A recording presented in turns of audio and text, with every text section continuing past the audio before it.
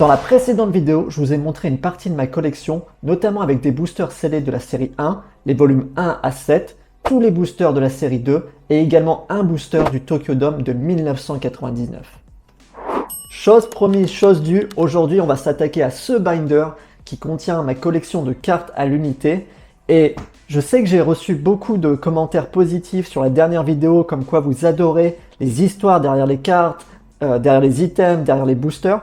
Aujourd'hui, je vais aussi vous révéler quelques secrets derrière ces cartes que peu de gens connaissent. Alors trêve de bavardage, on va directement s'attaquer au vif du sujet parce qu'on a beaucoup de cartes à voir ensemble. Juste petit disclaimer, j'ai essayé de faire le meilleur setup possible pour vous montrer les cartes, mais évidemment c'est très difficile de vous montrer tout un binder d'un seul coup, donc il risque d'y avoir des petits reflets ou des petits soucis de focus. Je vais quand même essayer de vous montrer les cartes les plus importantes en les sortant de leur sleeve. Je sais que ça peut choquer certaines personnes, donc s'il vous plaît, si vous êtes sensible à ça, partez de cette vidéo. Allez, c'est parti, on va découvrir ensemble ce fameux binder que je vous tease depuis très longtemps.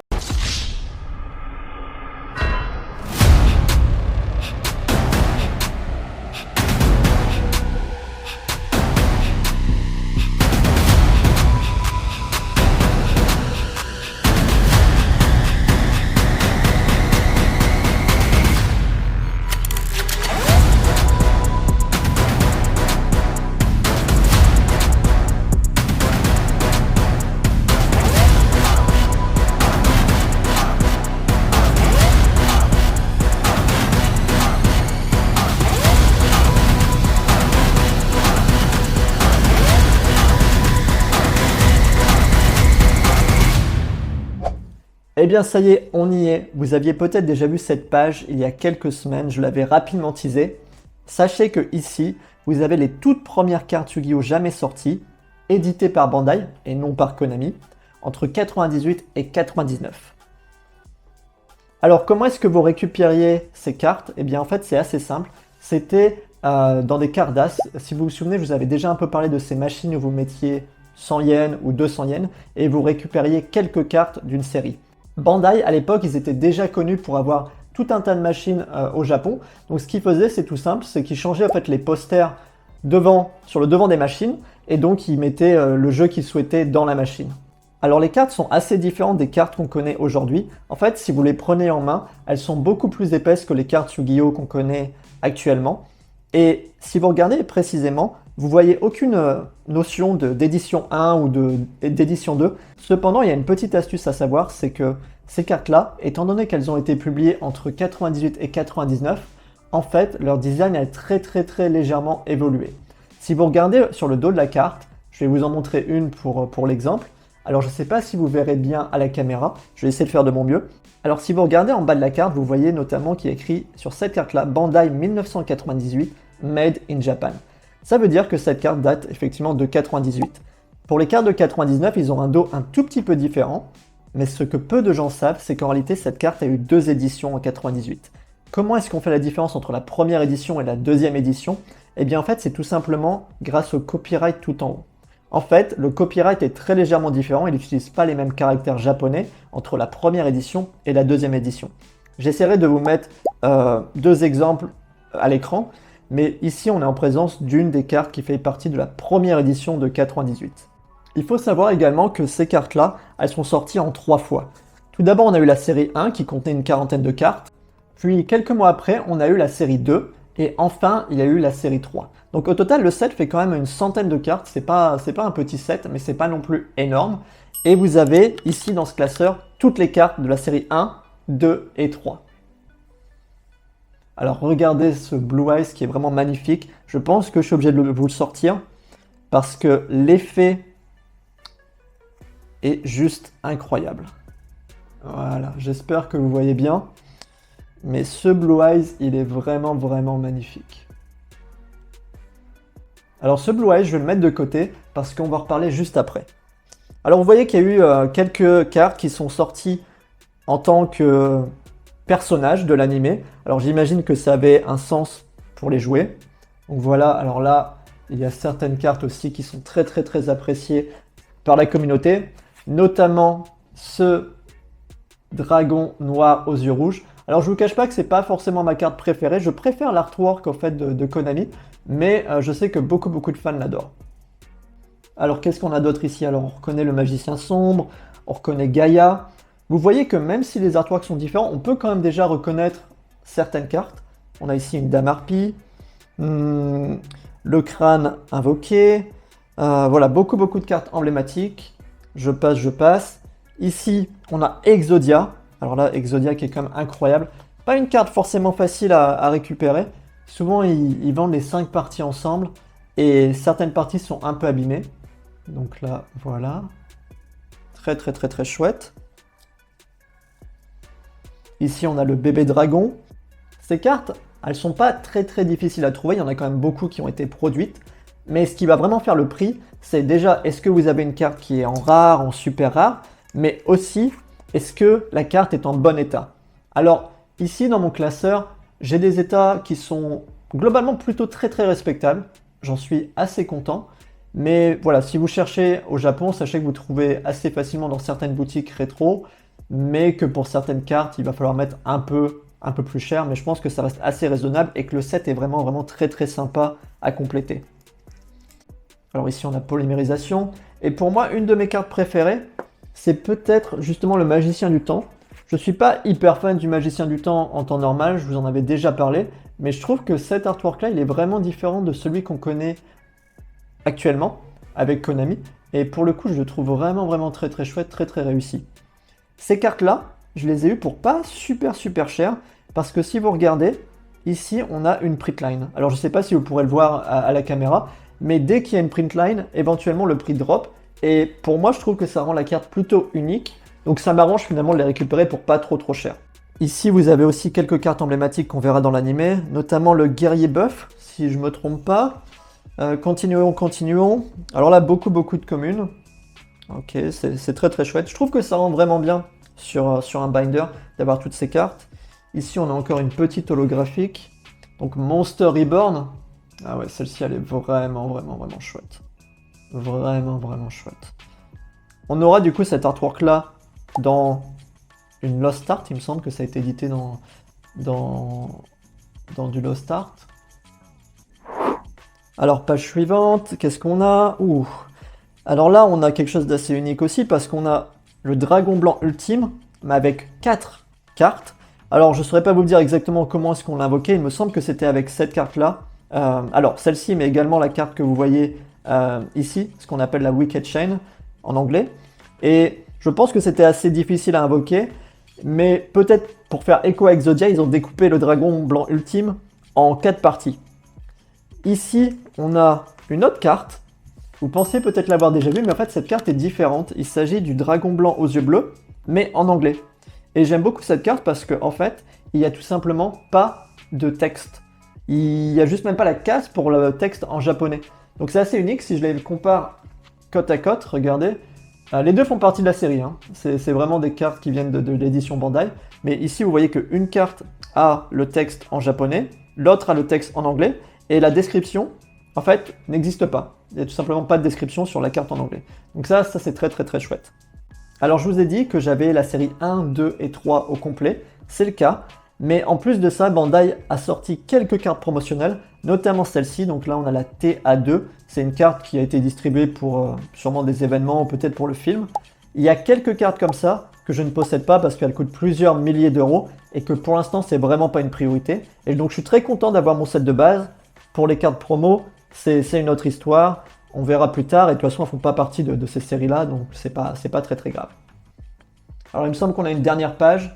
Voilà, alors ça pareil, c'est une carte emblématique, j'ai oublié son nom, mais c'est une carte quand même qui est assez connue. Et on a terminé avec le set Bandai. Alors la page suivante, c'est vraiment une de mes pages préférées, je trouve que ça rend vraiment incroyablement bien. Vous avez ici, et vous le savez si vous avez déjà vu la vidéo que j'ai sortie il y a quelques semaines, vous avez ici toutes les cartes du Tokyo Dome de 99. Notamment Exodia, alors ça je vais vous le montrer parce que je sais que les gens voudront la voir. Vous avez notamment Exodia, sans édition, sans œil d'Anubis, qui était du coup disponible dans le booster que je vous ai présenté la dernière fois. Alors cette carte, elle est vraiment aussi super. Vous avez ensuite quelques autres cartes. Alors je vous avais déjà montré le Magicien du Temps. Pourquoi j'ai 3 copies du Magicien du Temps? Vous allez croire que je suis fou alors que je viens de dire juste avant que j'étais pas un grand fan de cette carte. Eh bien, en fait, c'est parce que souvent au Japon, vous allez dans des boutiques, vous allez trouver une carte, vous allez l'acheter, et ensuite vous allez trouver la même carte moins chère dans un meilleur état dans une autre boutique. Donc là, je me suis fait plaisir, j'ai pris les 3 Magiciens du Temps. On a aussi Cosmo Queen, on a d'autres cartes qui sont aussi très très très jolies. Alors ces cartes-là, elles ont un petit peu un défaut comme toutes les cartes de la série 1, je ne sais pas si vous verrez, mais il y a beaucoup de silvering sur ces cartes-là. Alors c'est un problème qui est assez connu, je crois même que PSA est assez tolérant sur ça, mais de toute façon dans mon cas c'est pas pour grader, donc je suis juste content de les avoir ici.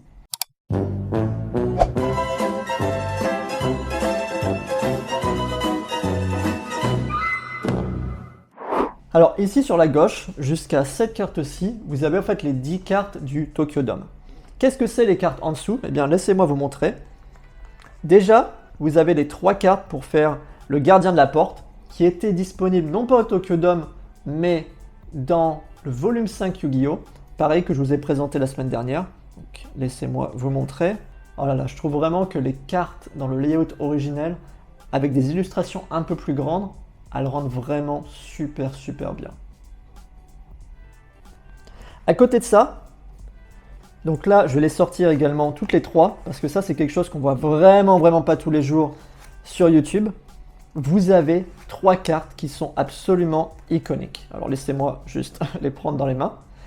Donc ici, vous avez Black Luster Soldier, j'ai oublié son nom en français, désolé. Ici, vous avez donc le gardien de la porte. Alors pourquoi est-ce que j'ai mis ces cartes-là? Laissez-moi vous expliquer une petite minute. Ces cartes-là ne font pas partie du Premium Pack du Tokyo Dome comme les autres cartes que je vous ai montrées juste avant. En fait, ces cartes-là sont des cartes que vous obteniez à l'entrée du Tokyo Dome. Ce sont en fait des cartes promotionnelles. Et je trouve qu'elles sont vraiment incroyables. Si vous regardez, vous n'avez également pas l'œil d'Anubis, vous n'avez pas non plus l'édition. Donc elles sont vraiment très chouettes. Et très prisées par les collectionneurs. Alors qu'en est-il de notre dragon à 3 cornes? Eh bien cette carte, mesdames et messieurs, elle était disponible non pas à l'entrée du Tokyo Dome comme ces 2 cartes-là, mais elle était disponible uniquement si vous participiez au tournoi du Tokyo Dome. Donc c'était une carte que vous récupériez si vous étiez un participant du Tokyo Dome. Ça, ce sont des cartes qui sont assez recherchées. Il faut savoir qu'au Japon, il ne faut pas hésiter à comparer les prix entre les boutiques, mais lorsque vous commencez à vous attaquer sur des cartes comme ça qui sont très recherchées par les Japonais, on en trouve pas mal, hein. Je ne dis pas que c'est extrêmement rare, mais ce que je veux dire, c'est que les Japonais adorent ces cartes-là parce qu'elles sont emblématiques. Eh bien, toutes les boutiques s'alignent sur les prix. C'est-à-dire que si vous voulez une copie Near Mint de ce Three-Horned Dragon, en fait, il va vous falloir compter entre 50 000 et 60 000 yens. Il n'y aura rien en dessous. Si vous trouvez un Three-Horned Dragon, par exemple, à 10 000 yens, j'en ai vu, en fait, la carte, elle est complètement pliée en deux. Alors, cette copie, elle n'est pas Near Mint, mais je trouve quand même qu'elle est extrêmement belle et elle est dans un état très satisfaisant. Alors, on a terminé sur cette page-là, on va aller sur la prochaine page. Qu'est-ce que c'est? Ah oui, alors là je pense que j'étais un peu fou. Je me suis dit, tiens, il y a vraiment des cartes avec des artworks super sympas qui viennent des jeux Game Boy. Ou des cartes promotionnelles qui sont données dans des bouquins ou dans des guides de jeux ou ce genre de choses. Du coup je me suis dit, je vais commencer à les mettre ici avec quelques autres cartes. Le truc c'est que honnêtement, il y a tellement de jeux consoles qui sont sortis Yu-Gi-Oh! Que c'était une très mauvaise idée de commencer cette série-là. Mais on a quand même des cartes qui sont vraiment magnifiques. On a, il me semble, notamment ici, une carte qui vient du booster Premium Pack Dark Celebration. Je dis peut-être une bêtise. Alors malheureusement, il y a certaines cartes, comme je le disais, que vous ne verrez pas très bien à cause des reflets. Mais ici, on a une superbe Magicienne des Ténèbres Toon, qui est vraiment magnifique dans cet artwork-là. On a d'autres cartes, il me semble que ça vient du Premium Pack 2. On a de la Harpie, qui pareil, ça, alors ça, c'est vraiment des ultra rares qui sont magnifiques. Enfin, regardez ça, c'est juste super. Non censuré, il me semble, cet artwork-là, si je dis pas de bêtises. Et ici, en haut à droite, vous avez 2 cartes en anglais. Alors, il faut que je vous montre ce que c'est. Pour les connaisseurs, vous reconnaissez sans trop de difficulté un Magicien du Temps. Une fois encore, Magicien du Temps, je vous dis, ça revient beaucoup, même si je ne suis pas hyper fan de la carte. Vous avez un Magicien du Temps en MRD. MRD, c'est Metal Raider, première édition. Cette carte, je pense que c'est un des graals de beaucoup de collectionneurs, surtout pour les collectionneurs anglais. Mais cette carte n'est pas une carte qui est disponible en TCG.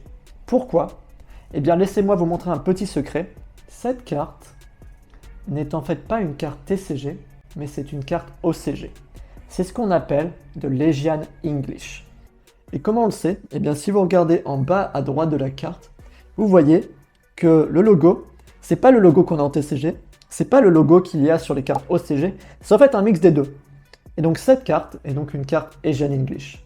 Aujourd'hui, si vous voulez reconnaître une carte Asian English, souvent il va y avoir la langue où est-ce que ça sera écrit AI pour Asian English. Alors ces cartes-là, ce sont des cartes qui sont assez recherchées par les collectionneurs, déjà parce qu'il y en a très peu qui ont été produites, donc ce qui fait qu'elles sont assez rares, mais en plus de ça, elles mélangent le meilleur des deux mondes. C'est-à-dire que vous avez la qualité des cartes asiatiques, qui sont souvent connues pour avoir une très bonne qualité d'impression et de découpe, mais en plus de ça, le texte est en anglais.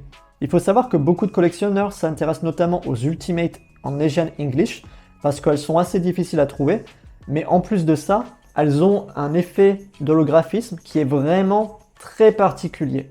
Et donc elles sont considérées comme étant les plus belles Ultimate qui sont disponibles aujourd'hui sur le marché.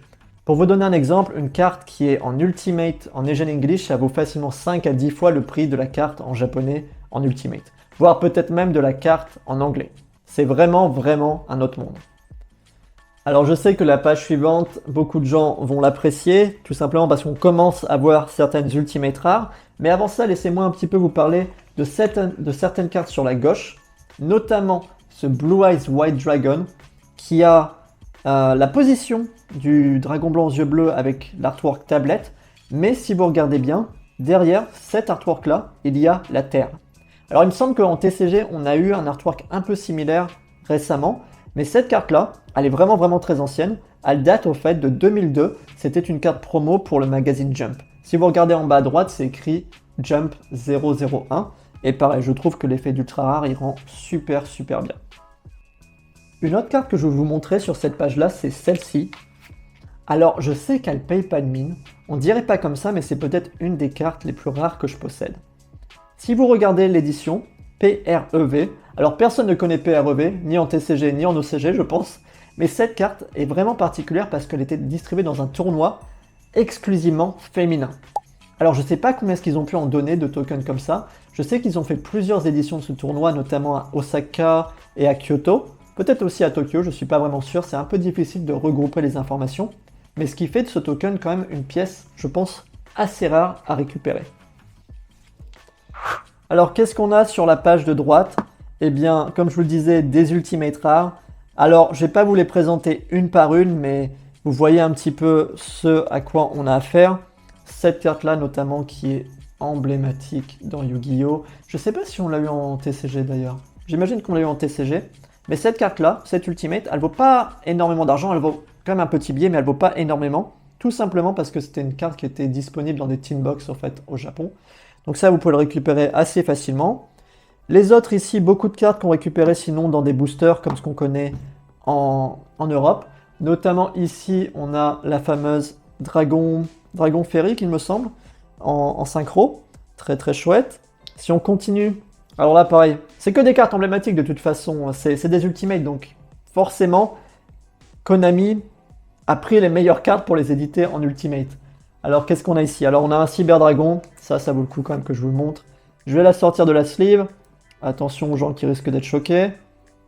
Ça pareil, je trouve vraiment l'holographisme incroyable sur l'édition japonaise, j'espère que vous voyez bien. Voilà, très chouette. Donc on a le Cyber Dragon jumelé il me semble, et l'Ultime Cyber Dragon. Pareil, l'Ultime Cyber Dragon, je trouve qu'il est vraiment magnifique en OCG. Je trouve qu'ils ont fait vraiment un super travail au niveau de l'holographisme et des effets de relief. Voilà, très chouette.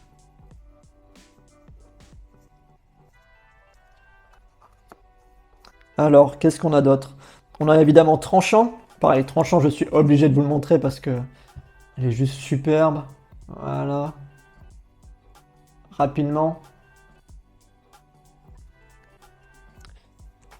Ensuite, qu'est-ce qu'on a? Continuons.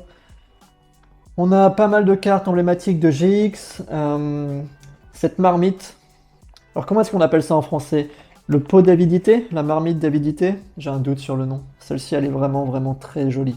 Généralement, lorsque vous avez des cartes en Ultimate qui sont en rouge, en vert, en violet, ces cartes-là rendent super, super, super bien en Ultimate. Je trouve que c'est vraiment, vraiment, vraiment chouette. J'ai vraiment trop de cartes à vous montrer. Ici, on a le Cyber Phoenix qui est pareil, incroyable. Alors, vous voyez pas vraiment à cause des reflets, encore une fois, mais vraiment super, superbe carte. Je pense que je répète superbe et vraiment et trop cool 45 fois dans cette vidéo, mais je vous assure que quand elles sont éclairées à la lumière, c'est vraiment, vraiment quelque chose. Ici, on a Pégase. Pareil, une superbe carte que j'ai récupérée il y a quelques temps de ça. Wow. Elle brille tellement que ça m'a ébloui. Voilà. Superbe. Pégase. Je sais pas. Alors, il y a une de mes cartes préférées. Je sais pas si c'est pas la page d'après. Alors oui, tout est en Ultimate. Hein, je vous le dis. Voilà, j'avais un peu craqué sur les Ultimates. Alors, c'est pas cette page-là. Je sais plus où est-ce que j'ai mis une de mes cartes préférées. Normalement, elles sont triées par ordre alphabétique et par série. Mais malheureusement, à force d'en rajouter, je pense qu'il y en a certaines qui ont un peu bougé. Ici, on a une carte pareille qui est assez sympathique parce qu'on l'a en TCG, mais l'artwork a été complètement censuré. Et pour l'anecdote, je trouve que cet artwork-là est en fait moins flippant que celui qu'on a en TCG. Donc, je ne sais pas pourquoi est-ce qu'ils l'ont changé, parce que je trouve que celui-ci est juste bien bien meilleur et pas si effrayant que ça. Alors ici, on commence à voir, je pense, notre première Ghost rare, qu'on n'appelle pas Ghost en OCG, on appelle ça des holographiques rares. Donc pareil, ça ce sont des cartes mais qui sont... Je pense que c'est ma rareté préférée. Honnêtement, les Ghosts, je trouve que c'est sûrement ma rareté préférée. J'ai beaucoup d'Ultimate, parce qu'il n'y a pas tant de Ghosts que ça de disponibles, dans tous les cas. Mais je trouve que les Ghosts rares, c'est quand même quelque chose. Ici, on continue. On a encore de la Ghost. Alors ici, voilà, ça c'est une de mes cartes que j'adore. Je trouve qu'elle rend hyper bien parce qu'on a du rouge et du bleu sur la carte. Alors je pense que je rush un peu la vidéo, hein, mais c'est pour vous montrer un maximum de cartes au détail. Sinon, ça va vraiment durer trop longtemps. Mais voilà, ça c'est, je trouve, une de mes cartes préférées. Je trouve qu'elle rend juste incroyablement bien en Ultimate. Voilà. Dragon armé level 7. Pareil, super jolie carte. Cette carte Cyber Dragon, pareil, elle est vraiment incroyable. On a les esprits de la Terre immortelle qui sont très chouettes également. Et donc là, une autre très grosse page. Vraiment, je pense que j'ai répété ce mot à peu près 12 000 fois. Mais ici, si vous vous souvenez, la semaine dernière, je vous ai parlé de Thousand Eyes Bible qui contenait la toute première Ultimate rare. Eh bien, vous l'avez ici devant vos yeux. TB34, le renoncer au milieu, il me semble que c'est son nom, en Ultimate rare. Alors j'espère que la lumière rend justice à cette carte parce que je peux vous assurer que quand je la regarde, elle est vraiment magnifique. Waouh. Vraiment les effets qu'ils ont fait sur cette carte, elle est vraiment très chouette. Et c'est une des rares cartes en Ultimate qui a son layout originel. Très rapidement après, ils vont passer sur le layout un peu plus traditionnel qu'on connaît aujourd'hui. Ici, on a du dragon rouge arc démon. Et je sais pas si vous avez reconnu cette carte-là, mais je pense que celle-ci, pareil, elle vaut le coup qu'on y jette un coup d'œil. Vous avez ici le Stardust Dragon en Ghost rare. Pareil, juste incroyable. C'est une des premières cartes, je pense, que j'ai récupérées lorsque j'ai commencé la collection en OCG parce que je trouve qu'elle est juste super belle. Alors vous vous demandez peut-être l'état des cartes de ce classeur-là. Sachez qu'il y a des cartes qui sont vraiment near mint, notamment cette Ghost rare là, mais il y a aussi des cartes qui sont un peu abîmées, soit parce que je m'en suis pas rendu compte lorsque je les achetais, soit parce que voilà, je les ai achetées en connaissance de cause. Si vous voulez vraiment tout en near mint, ça va être vraiment très difficile, même si ça coûte quand même beaucoup moins cher que le TCG. Mais au Japon, une fois encore, tout est basé sur l'état de la carte. Alors pareil, ça c'est une des premières cartes que j'ai récupérées au début quand je suis allé au Japon. et que j'ai commencé ma collection. La première fois que je suis allé au Japon, en fait, j'ai récupéré cette carte-là, je crois, en tout premier. C'était vraiment un de mes objectifs, c'était de récupérer ce golem rouage ancien, parce que je trouve qu'elle est juste super cool. Ici, on a du Buster Blader.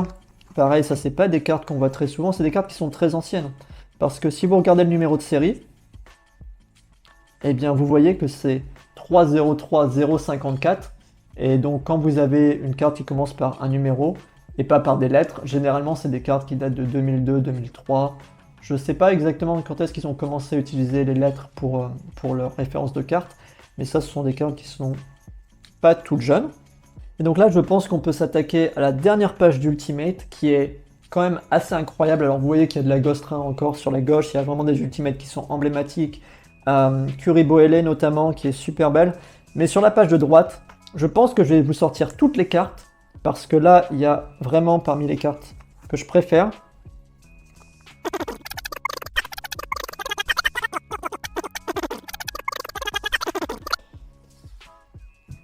Alors déjà, on a ces deux cartes-là, qui viennent en fait du jeu vidéo de 2006, donc W6S, c'est pour le jeu qui est sorti en 2006. Je me devais absolument de récupérer cette carte, parce que cette carte-ci, je me souviens qu'elle était disponible dans un structure deck que j'avais eu à l'époque lorsque j'étais plus jeune. Et voilà, je me devais de la récupérer en Ultimate, je trouve qu'elle rend vraiment super bien. Une fois encore, dès que vous avez un background, enfin un fond qui est bleu, rouge, violet, vert, généralement ça rend très bien. Ici, vous avez, pareil, une des cartes, mais wow, qui rend hyper bien avec les couleurs. Alors on avait parlé du dragon rouge Archédémon il y a quelques minutes, mais ici vous avez donc Stardust Dragon en Ultimate et le dragon de la rose noire en Ultimate également. Pareil, ça ce sont des cartes qui sont vraiment super belles, je pense que c'est un objectif de collectionneur de récupérer ces cartes en Ultimate, donc si c'est un peu moins cher en OCG, pourquoi s'en priver, j'ai envie de dire. C'est pas des cartes qui coûtent 2 €, mais c'est quand même des cartes qui sont vraiment magnifiques, avec une qualité qui est peut-être un peu meilleure même que ce qu'on a en TCG. Et enfin, ici, pareil, on a des cartes qui rendent super bien, qui viennent de donc DL4. DL4, j'ai un trou de mémoire, il me semble que c'est le Duelist Pack 4, ou Duelist Legacy. Il me semble que c'est du Duelist Legacy. Et ça, ce sont des cartes que je pense on n'a jamais eu en TCG. Donc très content également de les avoir. Et une carte que je viens juste de récupérer il y a quelques jours. Pareil, ça, je suis hyper content de l'avoir parce que ça coûte un bras au Japon. Même si on en trouve quand même quelques-unes, ça coûte vraiment un bras. Ici, vous avez donc l'ultime version de la grosse mythe. Alors, j'ai oublié son nom en français, pareil, mais ça, je peux vous dire qu'en Ultimate, ça rend mais de fou. Là, j'ai pas d'autres mots, je suis désolé. C'est juste une des plus belles cartes. Et je suis super content parce que je l'ai trouvée dans un état vraiment très correct. Alors, vous le verrez pas forcément à la caméra, mais cette carte a quand même des rayures. Néanmoins, l'holographisme est impeccable et je suis hyper content de l'avoir. Vraiment, c'était un des objectifs que j'avais, c'était de récupérer celle-ci. Je l'avais un peu mis de côté parce que voilà, il y avait d'autres achats, il y avait tous les boosters aussi à récupérer, mais il n'empêche que je suis vraiment content de l'avoir parce qu'elle est vraiment très chouette. Alors qu'est-ce qu'on a sur la page suivante? Voilà, quelques petites ultimates. Alors honnêtement, je ne suis pas vraiment fan, ça ce sont des ultimates avec avec le nouveau layout. Si vous regardez les contours, en fait, elles sont brillantes. C'est pas vraiment ce que je préfère. Et donc ce que vous voyez à droite, ça par contre c'est quelque chose qu'on voit pas très souvent, surtout dans cet état-là. Ce sont des cartes qui sont en fait des règles de Yu-Gi-Oh! Sorties dans le booster R2. Donc c'était une réédition, il me semble, des volumes. Si vous regardez derrière, en fait, vous avez les règles qui expliquent comment jouer à Yu-Gi-Oh! Tout simplement. Et donc chaque carte, en fait, chaque d'autres cartes possède une partie des règles pour jouer à Yu-Gi-Oh! Ce qui est, lorsqu'on y pense, pas très pratique quand même, parce que s'il vous faut déjà 6 cartes dans un booster pour récupérer toutes les règles de Yu-Gi-Oh! Vous n'êtes pas prêt de jouer. Et ça, c'est vraiment des cartes qui sont pas faciles du tout à récupérer dans un état near mint. Et si ça intéresse des gens de les récupérer, ça, ce sont des cartes que je peux laisser à la vente, et n'hésitez pas à me contacter sur mon Instagram. Je fais pas forcément la collection des cartes de règles, mais c'est des cartes qui rendent extrêmement bien dans un binder. Alors j'imagine que certaines personnes vont peut-être se demander, est-ce que je vends certaines cartes? Majoritairement non, pour la simple et bonne raison, par exemple, que pour le set Bandai, eh bien si je me sépare d'une carte, je casse le set, donc ça m'arrange pas trop, et je suis très content de l'avoir. Mais par contre, pour certaines cartes, notamment le Magicien du Temps, je sais que c'est une carte qui cote pas mal. Si ça vous intéresse, contactez-moi sur Instagram, on peut en discuter. Il y a peut-être voilà, quelques cartes par-ci par-là que je peux laisser, mais majoritairement, voilà, je garde ma collection. Alors, qu'est-ce qui arrive après pour cette collection Yu-Gi-Oh! Quels sont les prochains items que j'aimerais acquérir? Eh bien, je peux pas vraiment vous en parler parce que j'ai quelques idées en tête, mais le truc, c'est que c'est extrêmement, extrêmement difficile à mettre la main dessus. Donc, abonnez-vous, vous pouvez mettre un commentaire, souvent juste un petit commentaire gentil, ça apporte vraiment de la force, donc c'est suffisant. Et puis sinon, voilà, je vous dis à la prochaine. Ciao, ciao!